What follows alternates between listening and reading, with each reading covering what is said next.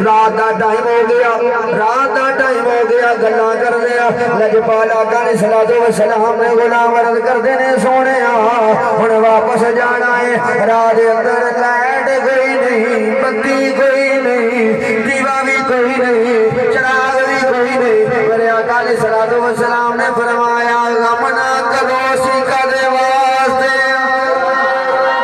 गम नहीं करना असीका दे वास्ते। अर्ज करते ने हुजूर फिर उन्हें पिछा किवें जाना। मेरे आका ने सलातो व सलाम ने फरमाया सोटी एक फड़ के लिया। सियापा ने लभ्या कि सोटी लभ गई, एक छड़ी लभ गई, उलामा मौजूद ने कि छड़ी फड़ी। लजपाल आका दी बारगाह विच हाज़िर ने। मेरे आका ने सलातो व सलाम ने उस छड़ी नूं हाथ लाया, ओ छड़ी बलन लग पई, ओ छड़ी बलन लग पई है। मेरे लजपाला ने फरमाया मेरे गुलामों जाओ चले जाओ। हुण गुलाम डरे ने नाले आका ने सलातो व सलाम दी ज़ियारत करते ने। हज़रात अगर किसी दी मुश्किल हल हो जावे फिर उहदी कैफियत की, फिर उहदी कैफियत की होंदी है। नाले आका दे गुलाम जा रहे हैं, नाले आका दे चेहरे दी ज़ियारत करते ने। मेरा वजदान आंदा जरूर कहते होणगे करो तेरे नाम पे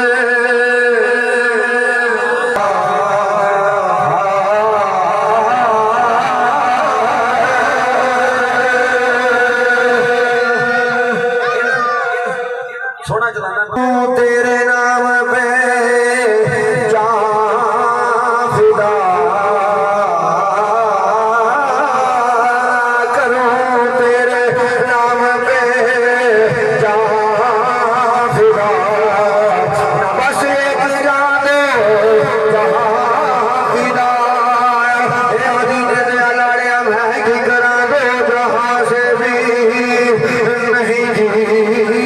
बदा।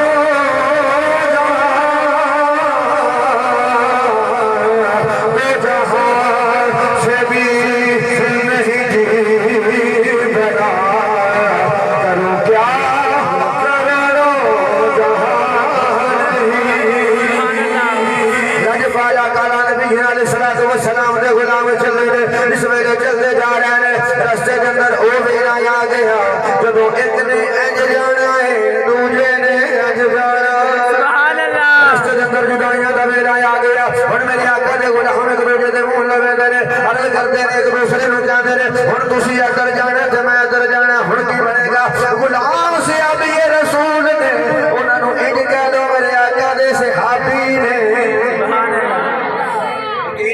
मेरे आका दे सहाबी, मेरे आका दे सहाबी ने की ने। मैं अगली गल करनी है तुहाडे सीने ठंड पै जानी है। आका दे की ने सहाबी ने। अकीदा उन्हां दा भाई मजबूत है, जिन्हां समझ लगी उन्हां ही बोलना सुभान अल्लाह, दूजियां दे लंघ उतों दी गई। अज केड़ा किसी ने काने आ ओ सहाबी ने भाभी नहीं कि नहीं यार एंड ते होना ही नहीं, एंड ते कर ही कोई नहीं सकदा। मैं आखा चुप ओए हुजूर दे गुलामां नूं पुछ ये शान अल्लाह ने दी। तेनू की पता होवे 1400 साल बाद आके टाटा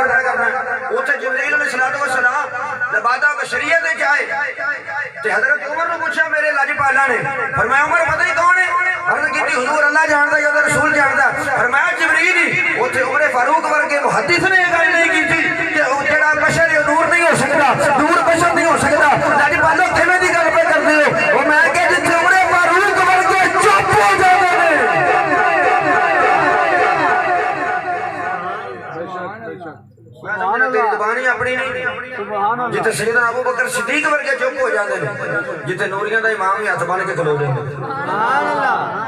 तू डर लाई चुप करना ਉੱਥੇ ਭਾਬੀ ਬੋਲਦੇ ਨੇ हाँ जी आका दे गुलाम ने ਆਕੇ भी हुण किवें करना गुलाम ने कहा यार ये काम करना बत्ती आ एक अपना छापा ने आपस दे विच मशवरा कीता दोवें जणा उन्हां कहा यार गल है तुसां इधर जाना मैं इधर जाना ਆਪਾਂ इंज काम करिएगा बत्ती ते अपने कोल अगे ही आ जेड़ी बलदी पई है ਆਕੇ ਸੁਭਾਨ ਤੇ ਫਿਰ ਹੁਣ ਇਹ ਵੀ ਨਾ ਤੇ ਮੈਂ ਤੁਹਾਨੂੰ ਇਧਰ ਨੂੰ ਛੱਡਣ ਜਾ ਸਕਦਾ ਤੇ ਨਾ ਇੰਜ ਕੰਮ ਕਰੀਏ ਬੱਤੀ ਨਾਲ ਛੋਟੀ ਇੱਕ ਕੋਲਾ ਬਣੇ ਸੁਭਾਨ ਅੱਲਾਹ ਛੋਟੀ ਇੱਕ ਕੋਲਾ ਬਣੇ ਜਨਾਬ ਇੱਕ ਹੋਰ ਲੱਭ ਗਈ साहबा ने नहीं पूछा कितने लिखा है कितने लिखा है दसो जी कितने लिखा है हमारा तो कितने लिखा किसी ने नहीं पूछा भी कितने लिखा उलमा बेटे ने पूछ लो जनाब मुस्कात के अंदर हदीस पाक मौजूद है सियापी ने दूसरी सोटी के उत्ते सोटी लगी ਆਕੇ ਸੁਭਾਨ ਅੱਲਾਹ सोटी के उत्ते